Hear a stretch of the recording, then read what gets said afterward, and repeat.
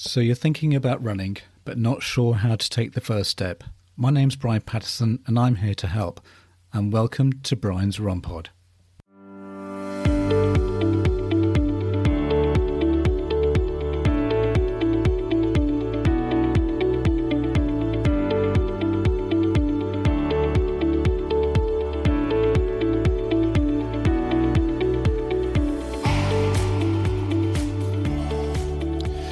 Welcome back to Brian's Run Pod, and welcome back to the second part of my interview with Tom Gaymor. In the second part, I started off by asking him about the accident that pretty much ended his career as a racing driver. So, was it one accident, or was it a series of? Yeah, and it was innocuous. It wasn't. It wasn't. It was because I had this underlying weakness that caused the issue, as opposed to it being some kind of sort of spectacular Hollywood-style accident where everything. Mind you, those are actually the ones that don't hurt because all the energy is being dissipated everywhere. It's the ones that look as though they don't hurt that hurt. The spectacular ones, they're actually okay. Yeah. Yes, I remember you saying when Simonson crashed at Le Mans, it looked. Yes. It didn't look. Yeah, it didn't look like that. Those mass decelerations, they don't look spectacular, but the force is on the body. But that's fatal. So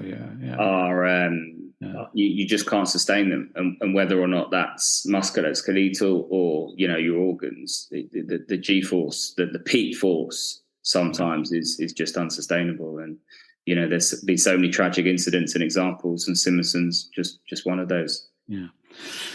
So, obviously, there came a point where you thought, I won't be able to continue this. Was that kind of a bit of hard realization, or when did that happen? Yeah, it's a tricky one because the physical journey is a long one, 14 months, and having to sort of deal with rehabilitation is mentally very taxing because it's not a linear curve. It's very, very much 2 steps forward, 1 step back, 1 step forward, 2 steps back. You start treating one area and then you get a problem with another area, and it's never ending at times, and it's demoralizing. The one thing getting you through the rehabilitation is hope, is that realization, that hope that you might reach your end goal. And then when that hope starts to erode, it's difficult mentally, it's difficult physically for a prolonged period of time when there's a lot riding on it in terms of your, it's what you want to do. It's not just what you do, it's your life, it's your identity. It's everything. And, trying to get your head around the fact that you might not ever be able to do that again is really hard. And, I battled long and hard with that. I actually, physically, I just went into that sort of obsessive compulsive mindset where it was just work hard, keep your head down, keep the faith. But mentally, I didn't look after myself. And it wasn't until I got to the end of the road where physically I was in a pretty good place, and that's sort of miraculous return really in terms of where I was. The surgeon said I'd never get back in a car. I shouldn't get back in a car. I did get back in a car, but mentally I wasn't in the right space, and it really had taken its toll. That sort of, couldn't really put my finger on it, but that loss of control and that sort of trauma that I experienced, not the accident, it was the aftermath, just that long period of time of not being able to do what it is that you do, and to sort of face up to the fact that your whole life's falling apart already. Yeah. And then, so I mean, as to summarising that, you've got it's like having 2 curves, where you've got the accident and you're hurting physically, and then the recuperation is kind of, you've got the other curve, which is basically your realization that your dream might be over and it's a mental health issue, whereas your You're and getting fitter, and but it becomes a mental health. Yeah, and then all the sort of everyday pressures that come on top of that in terms of I've got no money. What am I going to do? Yeah. I'm 22, 23. Like my career's over. What do I do now? I mean, it all sounds very drastic when you rationalize it now, but when you're in that space, it's a lot to sort of take on your shoulders. And, I split up with my partner. I didn't have anywhere to live. It was hard. It was really hard. And, I didn't have that trusted space to sort of open up and talk to people about what was going on, because I didn't really, I was so young. I hadn't had that adversity or that experience before, and I didn't really know what was happening. And the last thing I was going to do was open up and talk about it. We're going back 20 years, and the narrative, the societal narrative around sort of mental health was not as progressive as it is now. And so I sort of suffered in silence a bit, to be honest with you.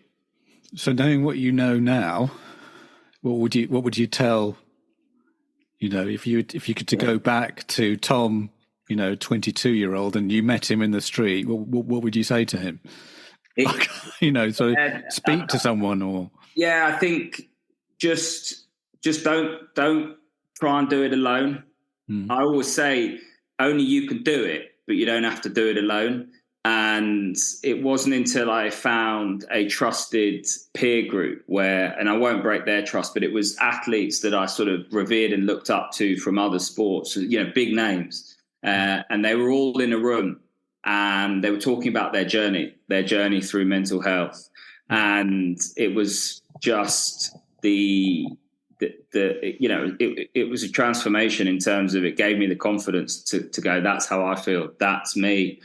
And then I could finally open up and not worry about what others thought about me, because I was in a room full of people that were just describing how I felt, basically, through their own journey. And I hold, I have a lot of sort of a lot of respect for those peer-to-peer support groups, and I think they so often hold that bridge to the medical intervention that you might need.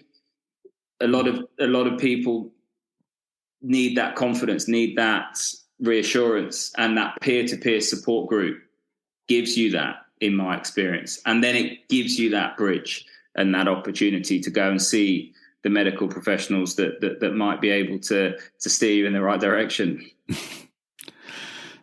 So we've moved on. You've made your decision, and then you say, well, I need to go out into the big wide world. So what happened to Tom then? I got a proper job for a bit, and I realised that was far too much like hard work.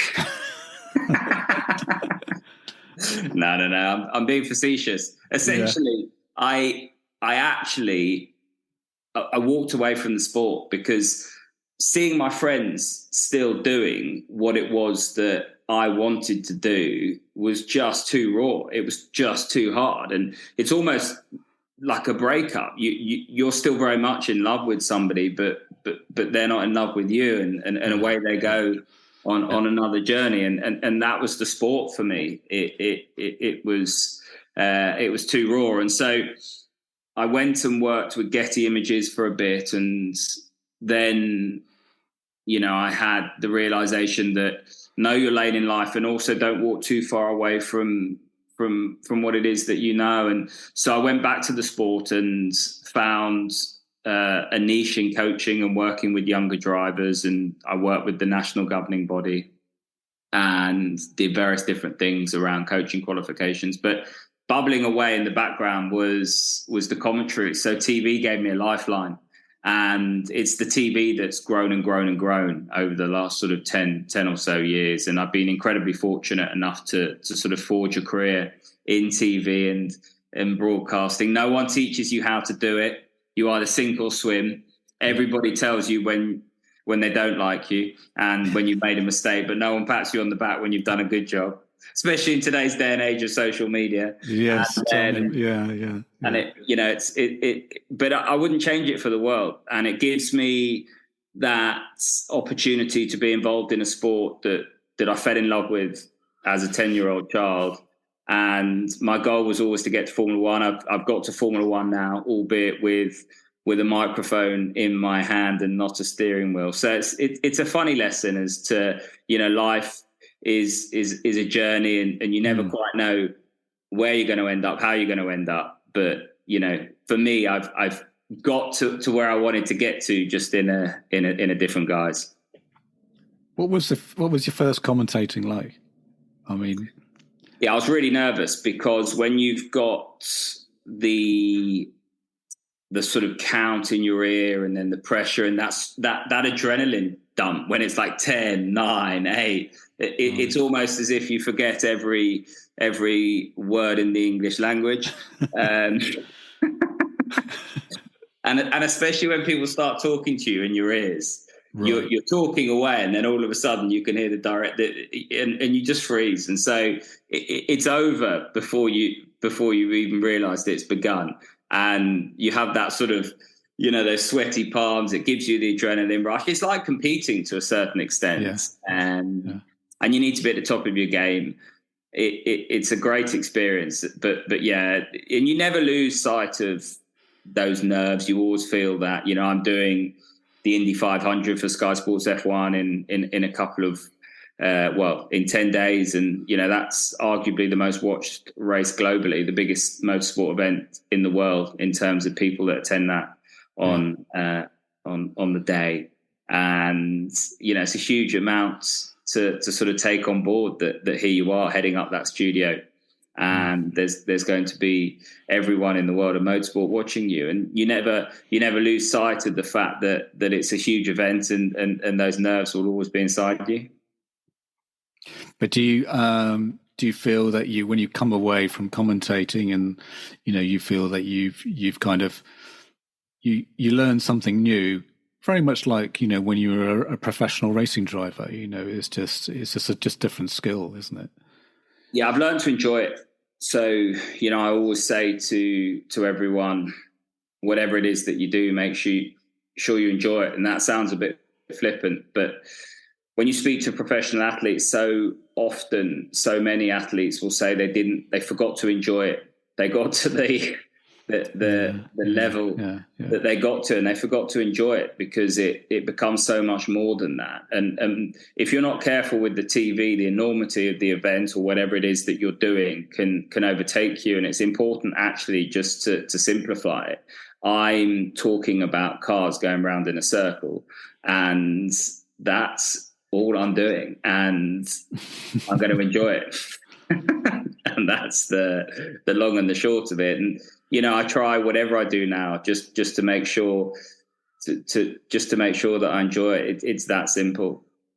Yeah, I mean, I know when people ask me why I love the motorsport or Formula One, and I just think there's just so many different facets to the sport. Like the engineering side. It's not just about the cars going round and round and round. There's just there's just so many interesting, the strategy and whatever, I know sometimes like any sport, can be predictable and can be boring, especially, possibly this season maybe. But, there's so much more to talk about. That's why you need to convert to IndyCar, because it's that bit more exciting this year.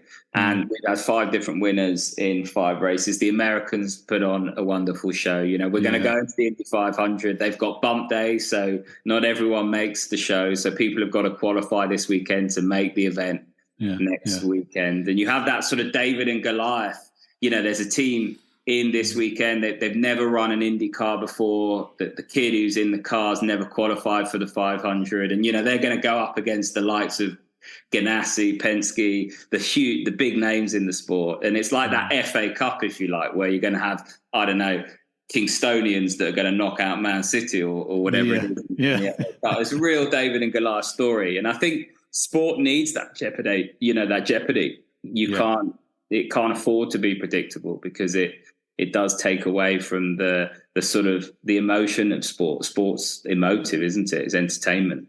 Yeah. So, what do you do now in terms of keeping fit? So I try and keep as active as I possibly can. I've never lost that young kid inside me that wants to be outdoors. That, you know, if it's 41 years of age, if it's raining and I'm stuck in the living room, my wife just loses the will to live, I think, after a while. I was going to say, happy anniversary.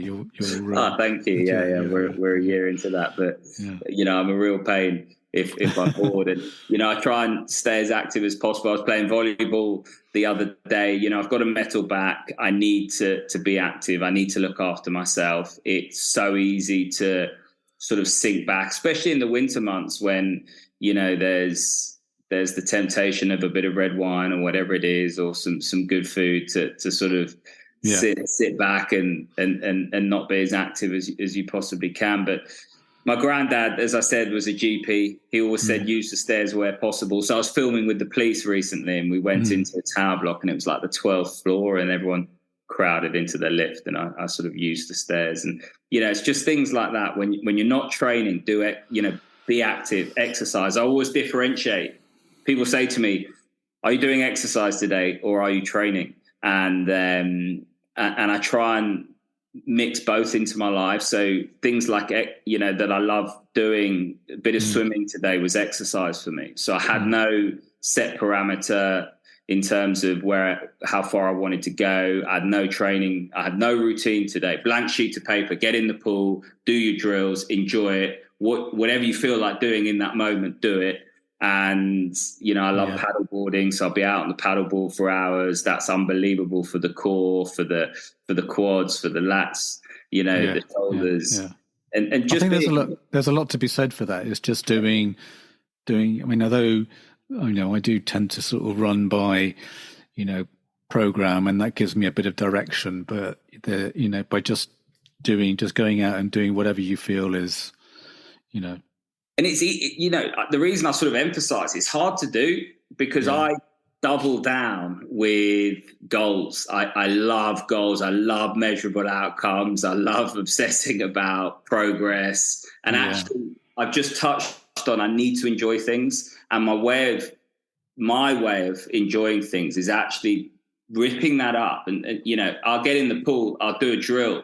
And then I've done my drill, and then I'm like, what? There's no routine in terms of what I'm doing in that space. But there's other times where I will train in the pool, and I'll know exactly what I'm doing, how far I'm going, and it's all written out for me before I get in the pool.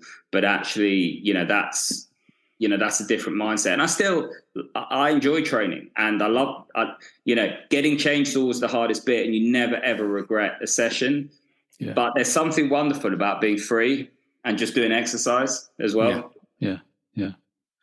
It was like midday today. I just didn't want to go to the gym, but I did, and I just feel, you know, it's that so-called, you know, endorphin rush that you get afterwards, and the dopamine, because actually it's a list so often that we tick off. We've got it in our mind, so you get that dopamine hit from the achievement. Yeah, that's good. Moving back to motorsport or sport, who are your heroes? Yeah, really good question. I think for me, Johnny Wilkinson is a big hero of mine. I loved the way he went about playing the game, and I loved that there was something about his mindset that it was just about excellence. It wasn't necessarily about winning. It was just about being the best that he could be. And he went to extreme levels to try and be the best that he could be on every single day that he was in that environment. And I think it's too binary to look at just outcome. But actually, if you look at process and you fixate on the process, and I loved what he did in terms of his training and how he would kick a couple of goals in front of the post and then move in increments further and further towards the touchline and further towards the try line. And he just fixated on process and loved that side of the sport. And you could just see, you know, that there was so much going on in his mind when he played the game. Right. He was a real magician for me, tactical and strategic. So in motorsport, anyone? Ayrton. So for me, it's got to be Ayrton. I think he was a wonderful man in and out of the car. He was ruthless. He had a talent that is arguably second to none. His focus on the process was incredible. So when other people were testing the car, or when he was out, he was asking, what strategy other drivers were on. It wasn't just about winning for him. He was a very complex character, and he took a huge amount of detail on board, and was always fascinated in other people as well. Mm-hmm. Quite an enigma, I think, kind of quite mystical. Well, I think all the greats are. Yeah. At the end of the day, I think they all have something very unique about them.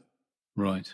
Yeah. And I think it all stems from the character, because once you get to the top level, the performer element is world class. So you will see people that are exemplary at the top level across the board. But it's the character that defines them that then takes it to the next level. It's the differential between a football player missing a penalty and scoring a penalty. It's the character underneath them. They've all got the tech and tact skill set to be able to score that penalty. But who can do it on the greatest day of their life? Who can be the best that they want to be on the greatest day of their life? I think that comes down to character, and that's not hereditary. That's not something that that's something that you develop. And if the best athletes focus on that side, the human under the performer, I think. All right. Okay. That's quite interesting, because obviously psychology has come into sport more so these days. Was it something that they ever talked about when you were at ELF? Yeah. So we used to work with, and I worked with a lady called Gloria Budd, actually, who I saw not so long ago, 20 years on. And it's about, sport tends to be a bit further ahead than other industry sectors. And it's about focusing on the human under the performer. You need to give people the toolkit and the emotional intelligence to be able to deal with the wonderful talent that they've got. What would you say to someone who is, let's say, someone who's had an injury, who's been, either into their running or into their fitness, whatever? What would you advise them in terms of, I don't know. First and foremost, you're not alone. So having an injury is one of the loneliest experiences, because whether or not you're a professional athlete, or whether or not you're just doing it for fitness or your own needs, it stops you doing what it is that you enjoy. A lot of the time, when we're in that environment, are around like-minded others. So you're now no longer around like-minded others, and it's very solitary.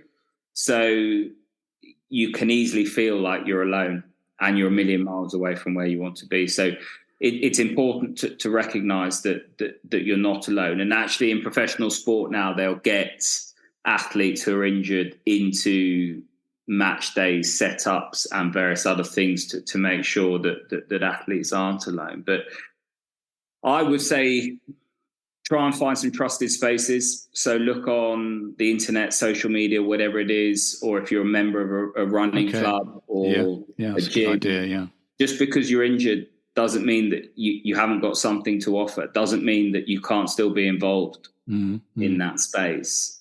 And try and reintegrate back into that space and talk and be open. And when you talk, others tend to talk as well. So yes, that's very true, yeah. And they'll open up as well. Yeah, people talk about their experiences, and it's not about copying what other people did, but it's about being aware again that you're not alone, that other people did X, Y, and Z, and you might want to do C, D, and E, but it's about recognizing how other people did things and picking things out that might work with you to help you on your journey. Great. I think I've gone through, you've been fantastic, Tom, and pretty much gone through what I'd like to talk about. Is there anything else you'd like to talk about, or you? No, for me, I always say healthy body, healthy mind. I think today I absolutely did not want to go swimming.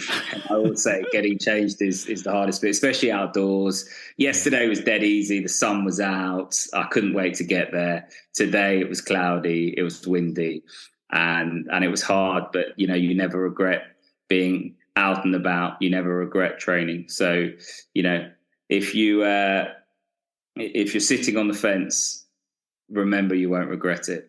Yeah. And get out there and enjoy it. And be present and enjoy what you do. Yeah. How can people follow you on social media? So I am on Twitter at Tom Gaymor, Gaymor. I'm also on Instagram, but I'm not young enough or cool enough to be prolific on Instagram. You're not on TikTok yet. Yeah, I'm definitely not on TikTok. Yeah, definitely not cool enough to be on TikTok. So at TV Talker on Instagram, and Tom Gaymor across LinkedIn and various other platforms. Great. Just one final question. It looks like the San Marino Grand Prix. Well, it's not called the San Marino Grand Prix. It's the Imola has been cancelled this weekend. It's got the world's longest name now. Yeah, so we'll pick to Imola. So, any thoughts about this year's Formula One? Or I know you commentate on IndyCar. Yeah, obviously this year I'm doing IndyCar for Sky Sports F1. I did F1 last year. I think the sort of space that Red Bull Racing find themselves in at the moment is largely down to the wonderful team of people that they've got there, and Adrian Newey, who is the only sort of car designer to have still been in the sport when we last had these regulations. So the regulation change all around ground effects and stalling the car in a straight line and that kind of stuff. That's very much down Adrian Newey's street. He's a wizard. He's a magician. He's worth more than any driver will ever be. Yeah, but Max Verstappen, that said, his speed, his ruthless nature, his confidence. We talk about character development. It was only a few years ago where people were telling him he had to change, that he would never be a world champion, that he'd never do this, he'd never do that. Trusted the process, and there's a huge character underneath the performer there, and so he's a very formidable partner to that whole sort of technical side of things, and it's going to be very hard to see anyone beating them, and that's probably not the I know. I think this year is want to hear, but Ferrari are taking a step backwards. Mercedes are still struggling, and they're fighting it out for best of the rest. Mm-hmm. Okay, as I said, thanks a million, and maybe I might run into you when I'm on my run, struggling. You do very well, and it's been lovely to talk. So thanks for having me on. I'll okay, all right then. Cheerio. Thanks very much. That's it for another episode, and looking forward to speaking to you next week with some beginner hints and tips about running. I just want to let you know that you can follow me on X, or what was known as Twitter, at Brian's Run Pod. I have just recently set up a Facebook page which is called Brian's Run Pod, and I am on Instagram at Brian's Run Pod. Also, my website is www.briansrunpod.co.uk, where you can get show notes, or on whatever podcasting app you are listening to the show. Plus, all my episodes have chapter markers if you need to get to different segments of the show. Plus, leave a review, as it will help others find this podcast. Music is Happy Day by Stock Audio, not forgetting artwork by Alice Patterson. Till next week, thanks again for listening.